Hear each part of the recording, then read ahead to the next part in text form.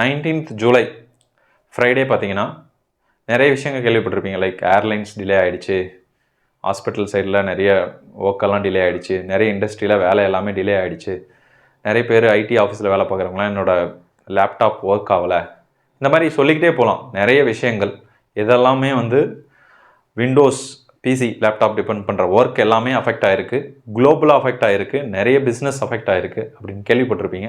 அதெல்லாம் ஏன் ஆச்சுன்னு பார்த்தீங்கன்னா பிகாஸ் ஆஃப் மைக்ரோசாஃப்ட் அவுட்டேஜ்.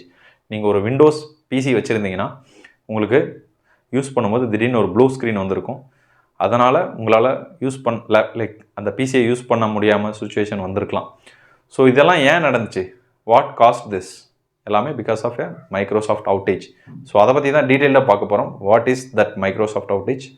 அந்த வீடியோக்கு போகிறதுக்கு முன்னாடி எங்கள் சேனலில் ஃபஸ்ட் டைம் பார்க்குறீங்கன்னா மறக்காமல் எங்கள் சேனலை சப்ஸ்கிரைப் பண்ணிக்கோங்க, மறக்காமல் இன்ஸ்டா பேஜ் ஃபாலோ பண்ணிக்கோங்க. வாங்க வீடியோ கொடுப்போம். நிறைய யூசர்ஸ்க்கு பார்த்தீங்கன்னா ஃப்ரைடே என்ன ஆயிருக்குன்னா ப்ளூ ஸ்க்ரீன் வந்திருக்கும்.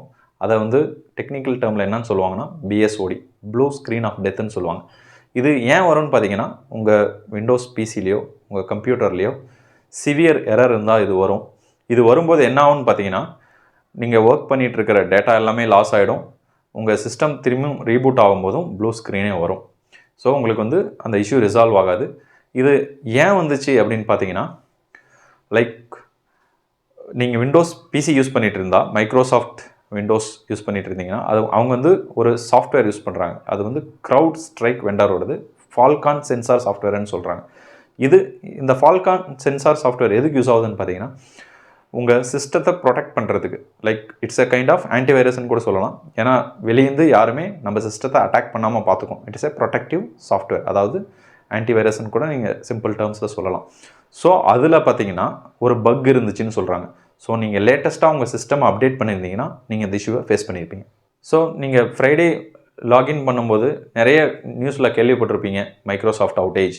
நீங்கள் விண்டோஸ் பிசியை வந்து யூஸ் பண்ணிங்கன்னா உங்களுக்கு வந்து இந்த மாதிரி இஷ்யூஸ் வரும் அப்படின்னு கேள்விப்பட்டிருப்பீங்க. நிறைய ஏர்லைன்ஸ் வந்து பார்த்திங்கன்னா ப்ராப்ளத்தில் இருந்திருக்கும். அவங்களால ப்ராப்பராக வந்து டைமுக்கு வந்து ஏர்லைன்ஸை வந்து ரன் பண்ணியிருக்க முடியாது. அதே மாதிரி நிறைய ஹாஸ்பிட்டல் சைடு, எந்த இண்டஸ்ட்ரி சைடு, ஐடி கம்பெனிஸ், இந்த மாதிரி நிறைய பேர் வந்து அவுட்டேஜை ரிப்போர்ட் பண்ணியிருப்பாங்க. ஸோ இவங்க க்ரௌட் ஸ்ட்ரைக் என்ன சொன்னாங்கன்னா இது வந்து ஒரு சைபர் அட்டாக் கிடையாது, இது வந்து நாங்கள் டிப்ளாய் பண்ண ஒரு சாஃப்ட்வேரில் இருக்கிற ஒரு பக்குன்னு சொன்னாங்க. Our team is working, so எதுவுமே கவலைப்பட தேவையில்லை, ஆஸ் சூன் அஸ் நாங்கள் அதுக்கான சொல்யூஷன் கொடுக்குறோன்னு சொன்னாங்க. ஸோ க்ரௌட் ஸ்ட்ரைக் ஒரு கொஞ்ச நேரம் கழிச்சு லைக் ஆஃப்டர் ஃபியூ ஹவர்ஸ் அவங்க ஒரு ஒர்க் அரவுண்டை கண்டுபிடிச்சாங்க.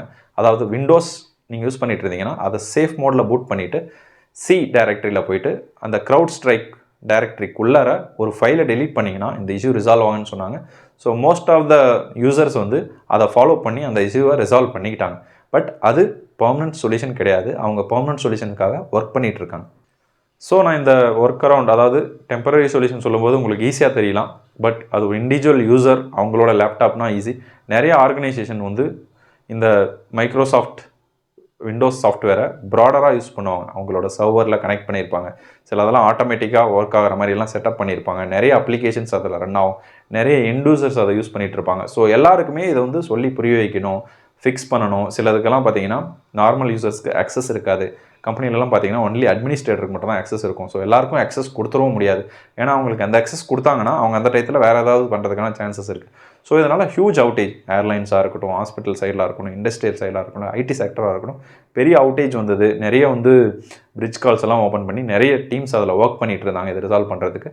ஸோ இதனால் நிறைய பிஸ்னஸ் லாஸ் கூட நிறைய கம்பெனிஸ்க்கு ஆயிருக்கலாம்.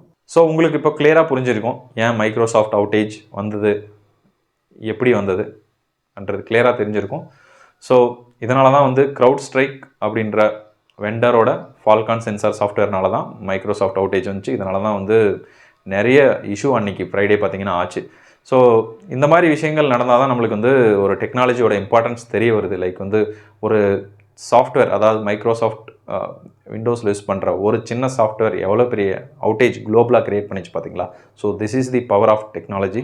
ஸோ இந்த வீடியோ பிடிச்சிருந்துச்சுன்னா மறக்காமல் லைக் பண்ணிக்கோங்க, சப்ஸ்கிரைப் பண்ணிக்கோங்க, மறக்காமல் இந்த பெல் ஐகான் அழுத்திக்கோங்க. Bye from நாடோடிஸ்.